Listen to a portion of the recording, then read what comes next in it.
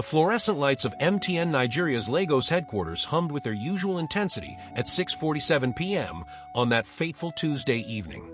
Mama Kemi pushed her cleaning cart through the executive floor, the wheels squeaking rhythmically against the polished marble tiles. She had been working these same corridors for 12 years, invisible to the suits who rushed past her, their phones pressed to their ears, speaking in languages of profit margins and network optimization that might as well have been foreign tongues. Behind her, 17-year-old Kemi walked quietly, her school uniform slightly wrinkled from the long day at Federal Government College. She wasn't supposed to be here. Students weren't allowed in the corporate offices, but her mother's supervisor, Olga Johnson, had taken pity on them. With Lagos traffic being what it was, it made no sense for Kemi to go home only to return later to pick up her mother. Better to wait in the small staff room, do her homework, and help Mama Kemi finish her rounds. Kemi, carry the trash from the big office, her mother called softly in Yoruba, gesturing toward the glass-walled conference room where MTN's executive team usually held their meetings. Through the transparent walls, Kemi could see expensive leather chairs arranged around a massive mahogany table, the MTN logo prominently displayed on the wall behind it. As she entered the room, Kemi noticed something odd. The large LCD screen that usually displayed the company's network statistics was flashing red. Every indicator was showing critical alerts: network congestion, system failures, connection drops. Her curious eyes scanned the data automatically, her mind already processing what she was seeing. 3 floors below, in the Network Operations Center, chaos was beginning to unfold. "Sir, we're getting reports of complete network failure across Lagos." Engineer Adebayo shouted over the growing din of ringing phones and panicked voices. "Calls are dropping, data is completely down, and it's spreading to other states." Chief Technology Officer Babatunde Okafor stood frozen for a moment, watching as the wall of monitors before him turned from green to amber to red in rapid succession. In his 15 years with MTN, he had never seen anything like this. The network wasn't just struggling, it was dying. "Get me the CEO now," he barked, his usually calm demeanor cracking. "And someone call the Indian consultants. We need all hands on deck." Within minutes, the executive floor was flooded with MTN's top brass. CEO Ferdy Moolman, his face grim, strode through the corridors with the urgency of a man watching his company's reputation crumble in real time.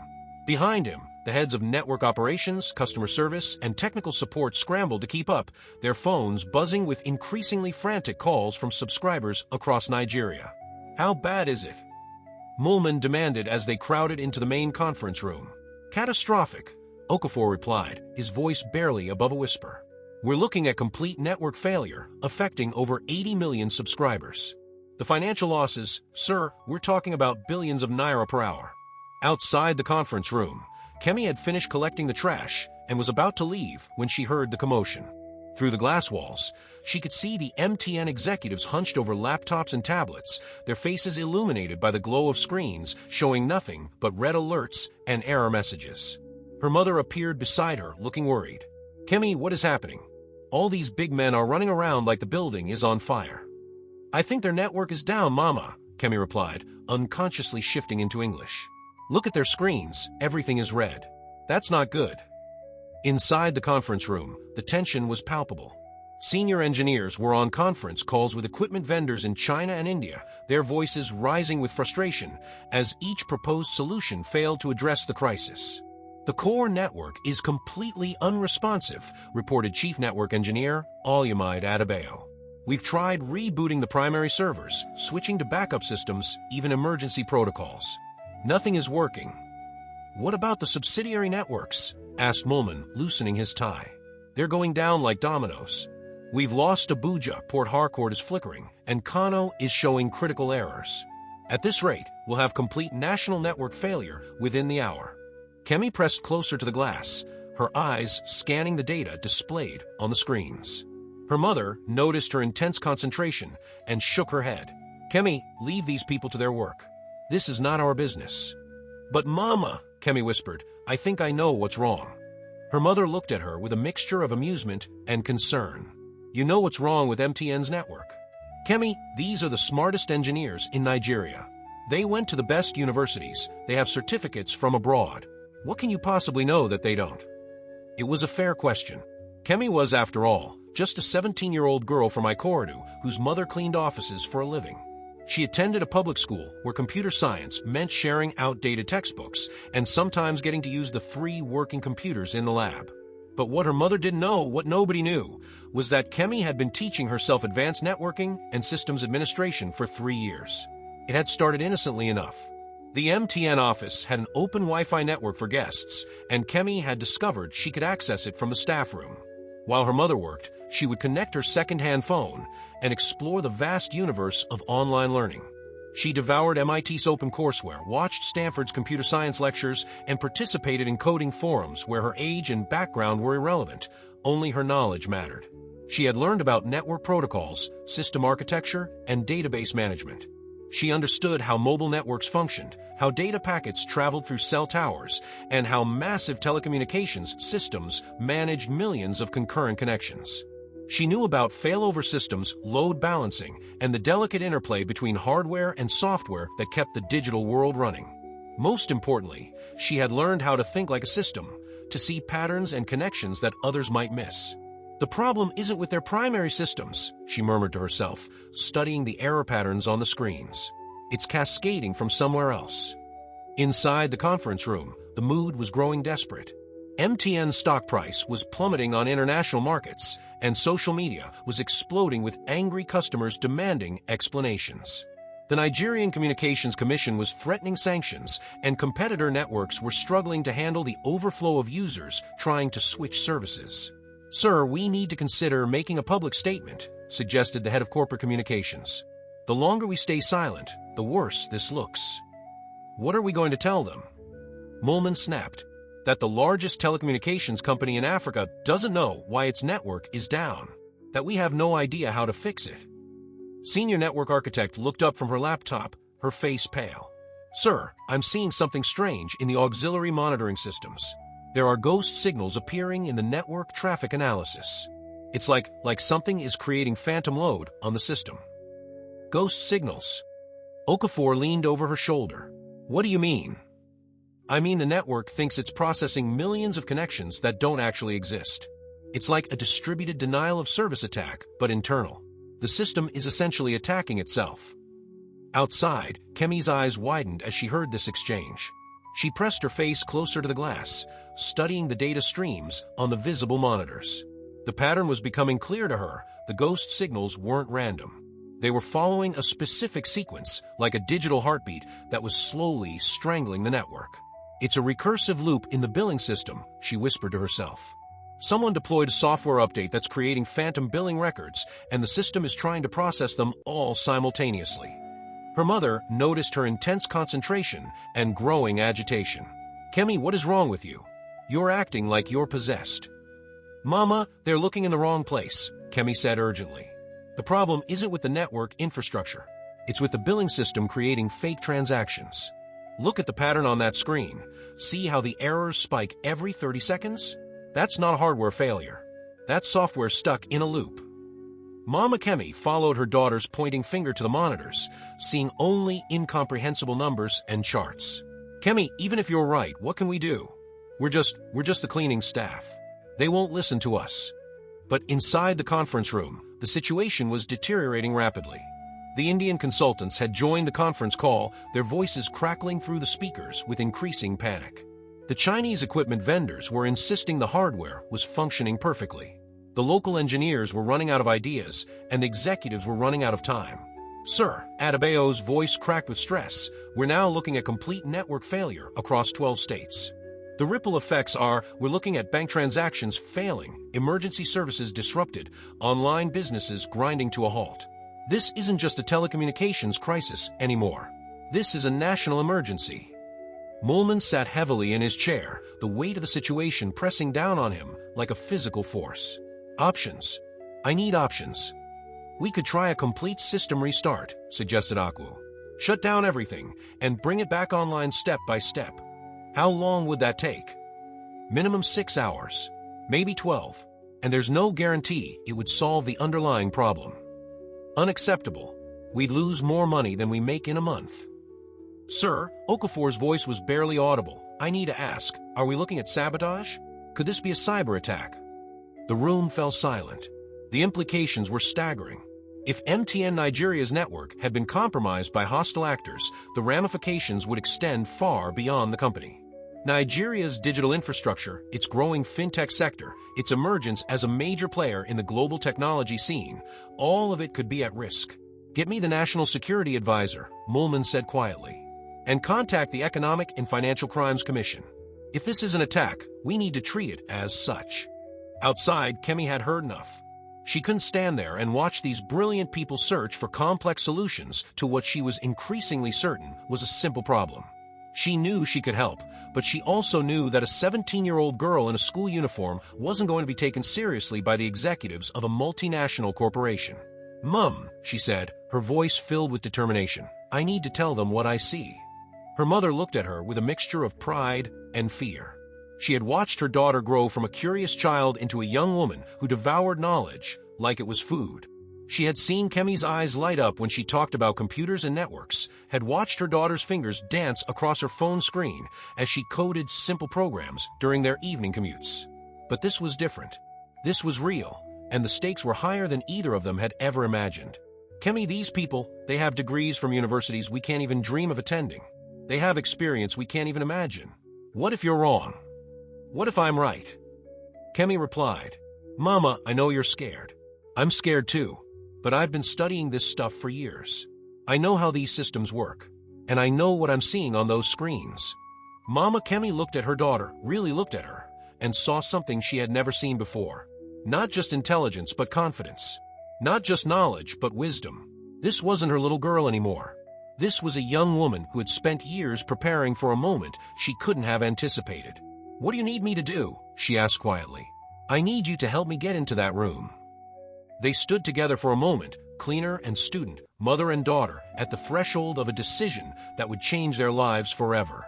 Around them, the MTN headquarters buzzed with panicked activity. Phones rang incessantly, elevators carried worried executives between floors, and somewhere in the depths of the building, servers hummed with the processing power of a digital infrastructure that was slowly but surely grinding to a halt. "Okay," Mama Kemi said finally, "but if they throw us out, we run. And if they call security, we tell them you were just helping me with my cleaning." Kemi nodded, took a deep breath, and walked toward the conference room door. Her mother followed, pushing the cleaning cart as if they were simply continuing their evening routine. But both of them knew that nothing would ever be routine again. The door was slightly ajar, and Kemi could hear the increasingly desperate voices of MTN's leadership team. CEO Mulman was on the phone with what sounded like government officials, his voice tense with barely controlled panic. The technical team was huddled around laptops, their faces illuminated by screens full of error messages and system alerts. Kemi knocked gently on the door frame. "Excuse me," she said in clear, confident English. "I'm sorry to interrupt, but I think I might know what's causing your network problems." The room fell silent. 20 pairs of eyes turned toward the door, where a teenage girl in a school uniform stood next to a woman in a cleaning outfit. For a moment, nobody moved. It was as if the entire crisis had paused to consider this impossible interruption. CEO Mulman was the first to speak, his voice a mixture of confusion and irritation. "I'm sorry, who are you? How did you get in here?" "My name is Kemi Adebayo," she replied, stepping into the room with a confidence that surprised even her. "My mother cleans your offices. I've been waiting for her to finish work, and I couldn't help but notice the pattern in your network failure data." CTO Okafor looked at her with barely concealed disbelief. "Pattern? What pattern?" Kemi walked to the main display screen, pointing at the cascading error messages. "Your network isn't failing because of hardware problems or external attacks.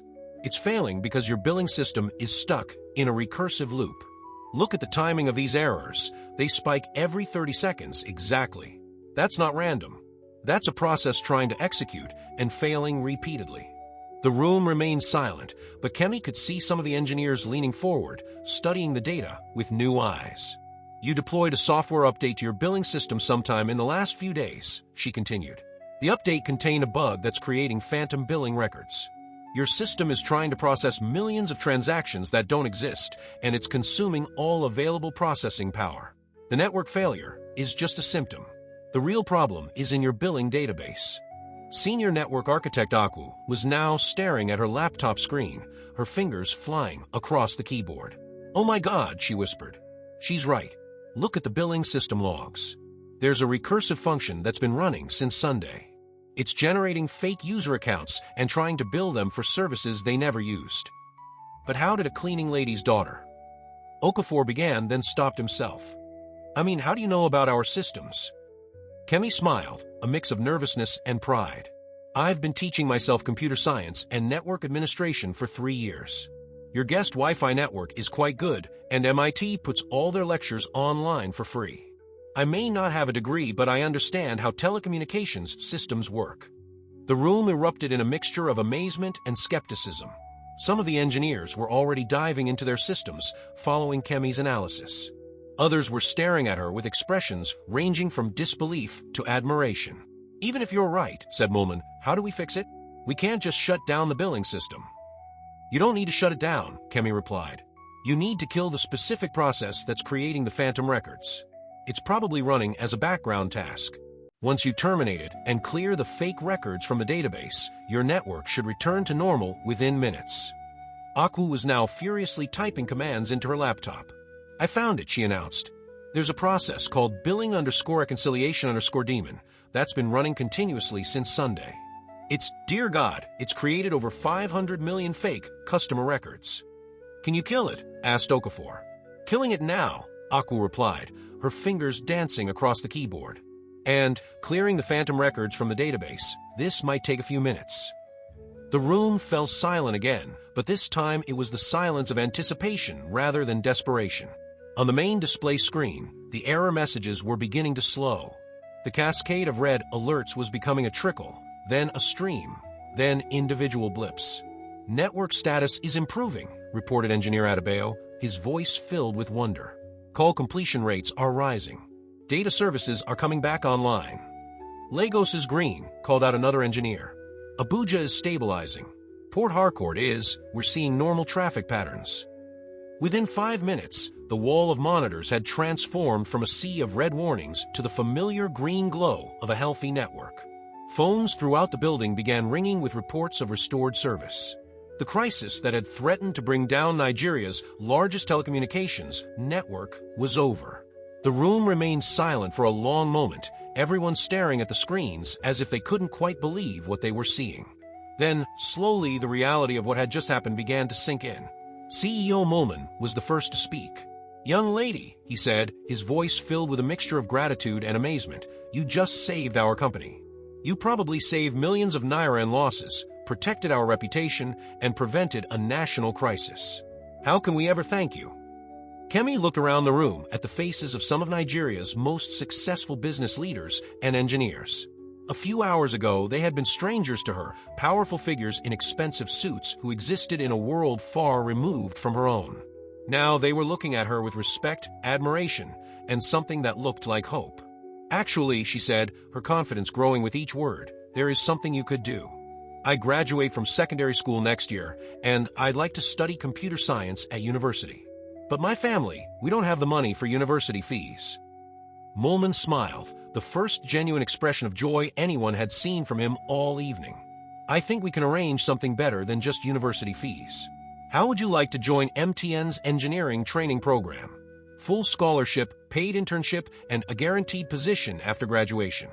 And, added CTO Okafor, I'd like to offer you a part-time position in our network operations center. You can work around your school schedule and you'll get hands-on experience with some of the most advanced telecommunications systems in Africa. Kemi felt her knees go weak. She reached out to steady herself against her mother's cleaning cart, the irony of the gesture not lost on anyone in the room. 6 hours ago, she had been an invisible teenager waiting for her mother to finish work. Now she was being offered opportunities that would change the trajectory of her entire life. I don't know what to say, she stammered. Say yes, her mother whispered in Yoruba, tears streaming down her face. Say yes, my daughter. This is your moment. Yes, Kemi said, her voice growing stronger. Yes, I accept. The room erupted in applause, and for the first time in hours, the MTN Lagos headquarters was filled with the sound of celebration rather than crisis. As the executives began making calls to restore normal operations and prepare public statements about the network restoration, Kemi found herself surrounded by some of Nigeria's most brilliant engineers, all eager to learn more about the young woman who had solved their impossible problem. Later that evening, as mother and daughter rode the bus back to Ikorodu, Mama Kemi held her daughter's hand and spoke in quiet, wondering tones about the events of the day. "Kemi, I always knew you were special," she said. "But I never dreamed that my daughter would save a whole country's telephone network." "I didn't save the country, Mama," Kemi replied. "I just noticed a pattern that everyone else missed. Sometimes the answer isn't complicated. Sometimes it just takes a fresh pair of eyes. And sometimes," her mother said with a smile, "it takes a cleaner's daughter to clean up the mess that the big men can't figure out." As their bus wound through the streets of Lagos, passing the glowing towers of Victoria Island, where MTN's headquarters stood restored to its full digital glory, Kemi stared out the window and thought about the future. Tomorrow, she would return to school as a regular student. But she would also begin her journey as an MTN intern, learning from some of the most skilled engineers in Africa, preparing for a career that would take her far beyond anything she had ever imagined. The network crisis had lasted only 6 hours, but it had changed everything. In corporate boardrooms, executives were already discussing new protocols for crisis management and the importance of diverse perspectives in problem solving. In engineering schools, professors would soon be teaching case studies about the importance of fresh thinking and the dangers of overcomplicating simple problems. But for Kemi Adebayo, the cleaner's daughter, who had saved Nigeria's digital infrastructure, the most important change was simpler and more profound. She had learned that knowledge was indeed power, that opportunity could come from most unexpected places, and that sometimes the biggest problems required the smallest solutions. As the bus approached Ikorodu, Kemi closed her eyes and smiled. Tomorrow would bring new challenges, new opportunities, and new reasons to be grateful for the curiosity that had led her to spend 3 years learning about computers and networks. She had no way of knowing that her actions that evening would inspire a generation of young Nigerians to pursue careers in technology, or that her story would become a legend in the telecommunications industry. All she knew was that she had seen a problem, understood its solution, and found the courage to speak up when it mattered most.